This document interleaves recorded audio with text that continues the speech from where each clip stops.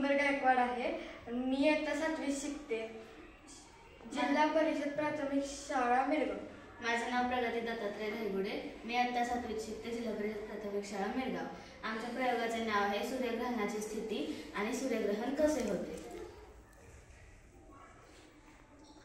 सूर्यग्रहण कसे होते त्यासाठी लागणारे साहित्य आम्ही घेतले.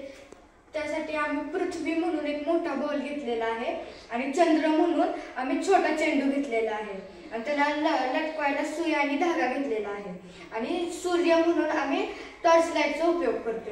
ह्या माध्यमानुसार आम्ही इथं सूर्यग्रहण कसे होते किंवा त्यासाठी काय काय लागते ते सगळं दाखवणार आहे.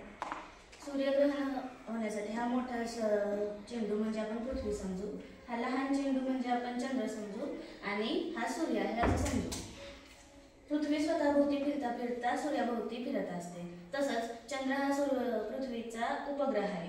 तो सुद्धा स्वतःभोवती फिरता फिरता पृथ्वीभोवती प्रदक्षिणा घालत असतो म्हणजे पृथ्वीभोवती फिरत असतो. जेव्हा तो पृथ्वीभोवती फिरता फिरता सूर्य आणि पृथ्वीच्या मध्ये येऊन थांबतो तेव्हा सूर्यग्रहण होते. जेव्हा आपल्याला पृथ्वीवरून सूर्याचा प्रकाश दिसत नाही तेव्हा सूर्यग्रहण होते आपण असं म्हणतो. आता सूर्यग्रहण कोणकोणत्या प्रकारचं होते तर आपल्याला पृथ्वीवरून सूर्याचा थोडासा प्रकाश दिसला म्हणजे खंडग्रास सूर्यग्रहण होते. जेव्हा आपल्याला फक्त सूर्याची कडा दिसते तेव्हा कंकणाकृती सूर्यग्रहण होते आणि जेव्हा आपल्याला सूर्याचा कोणताच भाग दिसत नाही तेव्हा खग्रास सूर्यग्रहण होते आपण असं म्हणतो. तर या प्रयोगातून आपण हे शिकलो की सूर्यग्रहणाची स्थिती कोणती, सूर्यग्रहण कसे होते आणि ते कोणकोणत्या प्रकारे